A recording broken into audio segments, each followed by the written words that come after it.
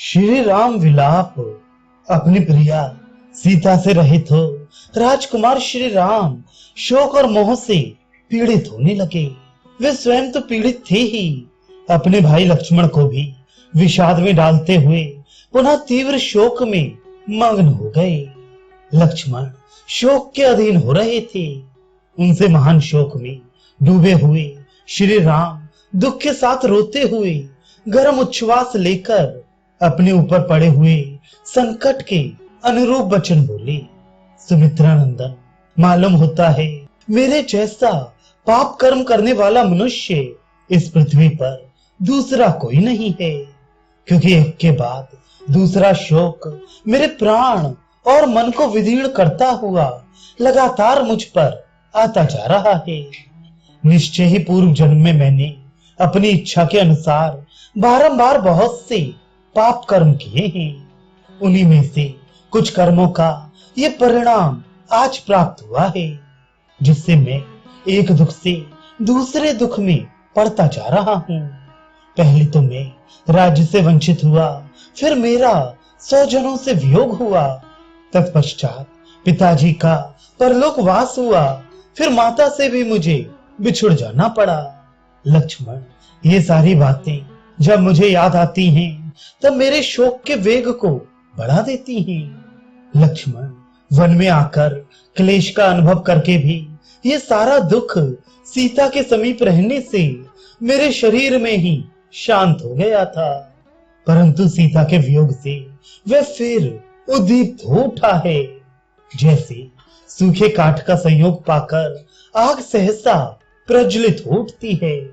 हाय, मेरी श्रेष्ठ स्वभाव वाली भीरू पत्नी को अवश्य राक्षस ने आकाश मार्ग से हर लिया।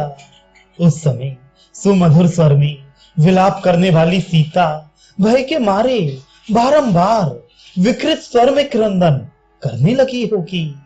मेरी प्रिया के वे दोनों गोल गोल स्तन जो सदा लाल चंदन से चर्चित होने योग्य थे, निश्चय ही रक्त की कीच में सन गए होंगे। हाय, इतने पर भी मेरे शरीर का पतन नहीं होता। राक्षस के वश में पड़ी हुई मेरी प्रिया का वह मुख जो स्निग्ध एवं सुस्पष्ट मधुर वार्तालाप करने वाला तथा काले काले घुंघराले केशों के भार से सुशोभित था, वैसे ही श्रीहीन हो गया होगा जैसे राहु के मुख में पड़ा हुआ चंद्रमा शोभा नहीं पाता है। हाय, उत्तम व्रत का पालन करने वाली मेरी प्रियतमा का कंठ हर समय हार से सुशोभित होने योग्य था, किंतु रक्तभोजी राक्षसों ने सूने वन में अवश्य उसे फाड़कर उसका रक्त पिया होगा। मेरे न रहने के कारण निर्जन वन में राक्षसों ने उसे ले लेकर घसीटा होगा, और विशाल एवं मनोहर नेत्रों वाली वह जानकी अत्यंत दीन भाव से कुर्री की भांति विलाप करती रही होगी। लक्ष्मण, ये वही शिलातल है जिस पर उदार स्वभाव वाली सीता पहले एक दिन मेरे साथ बैठी हुई थी। उसकी मुस्कान कितनी मनोहर थी। उस समय उसने हंस हंसकर तुमसे भी बहुत सी बातें कही थी। सरिताओं में श्रेष्ठ ये गोदावरी मेरी प्रियतमा को सदा ही प्रिय रही है। सोचता हूँ शायद वह इसी के तट पर गई हो, किंतु अकेली तो वह कभी वहां नहीं जाती थी। उसका मुख और विशाल नेत्र प्रफुल्ल कमलों के समान सुंदर हैं। संभव है वह कमल पुष्प लाने के लिए ही गोदावरी तट पर गई हो, परंतु यह भी ठीक नहीं है, क्योंकि वह मुझे साथ लिए बिना कभी कमलों के पास नहीं जाती थी। हो सकता है कि वह इन पुष्पित वृक्ष समूहों से युक्त और नाना प्रकार के पक्षियों से सेवित वन में भ्रमण के लिए गई हो, परंतु यह भी ठीक नहीं लगता, क्योंकि वह भीरू तो अकेली वन में जाने से बहुत डरती थी। सूर्यदेव, संसार में किसने क्या किया और क्या नहीं किया इसे तुम जानते हो। लोगों के सत्य असत्य, पुण्य और पाप कर्मों के तुम ही साक्षी हो।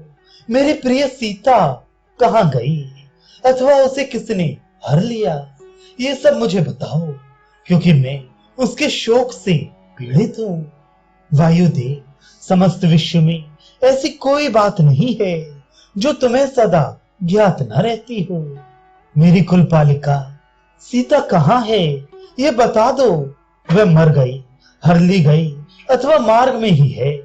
इस प्रकार शोक के अधीन होकर जब श्री रामचंद्र जी संज्ञा शून्य हो विलाप करने लगे, तब उनकी ऐसी अवस्था देख न्यायोचित मार्ग पर स्थित रहने वाले उदार चित्त सुमित्रा कुमार लक्ष्मण ने उनसे यह समयोचित बात कही।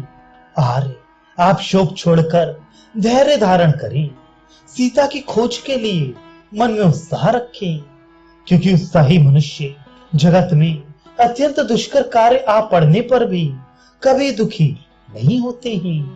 बड़े हुए पुरुषार्थ वाले सुमित्रा कुमार लक्ष्मण जब इस प्रकार की बातें कह रहे थे, उस समय रघुकुल की वृद्धि करने वाले श्री राम ने आर्त होकर उनके कथन के औचित्य पर कोई ध्यान नहीं दिया।